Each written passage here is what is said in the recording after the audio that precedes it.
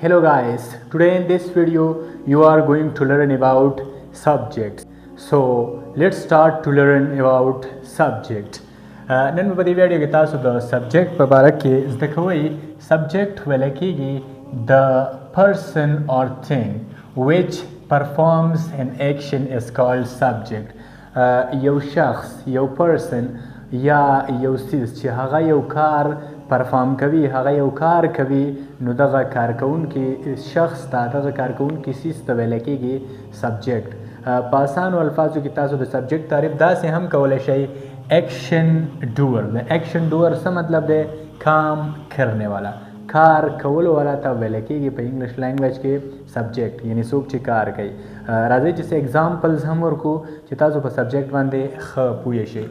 که زه ویم چې آی پلی کرکټ، زه کرکټ کوم، میں کرکٹ کھیلتا ہوں. په دې جمله کې به ته ځان نه پوښتنه وکړې چې څوک کرکټ کوي. تا ته به سډنلی اچانک جواب میلاو شي آی پلی کرکټ، نو بس همدغه آی زموږ سره سبجیکټ دی.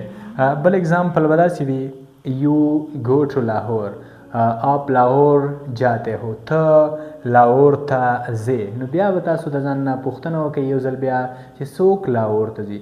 تاسو ته به جواب میلاو شي آپ لاہور جاتے ہو، ته لاہور ته ځې.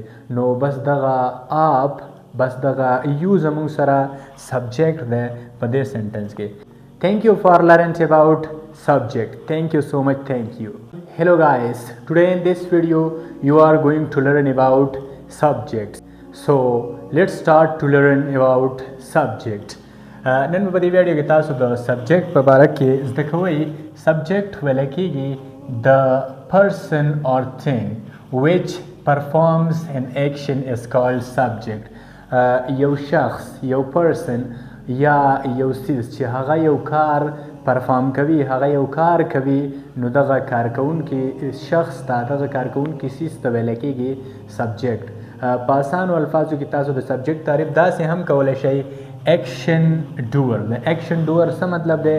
کام کرنے والا، کار کولو والا ته ویل کېږي په انګلیش لینګویج کې سبجیکټ، یعنی څوک چې کار کوي. راځئ چې څه ایگزامپلز هم ورکو چې تاسو په سبجیکټ باندې ښه پوه شئ. که زه ویم چې آی پلی کرکټ، زه کرکټ کوم، میں کرکٹ کھیلتا ہوں. په دې جمله کې به ته ځان نه پوښتنه وکړې چې څوک کرکټ کوي. تا ته به سډنلی اچانک جواب میلاو شي آی پلی کرکټ، نو بس همدغه آی زموږ سره سبجیکټ دی.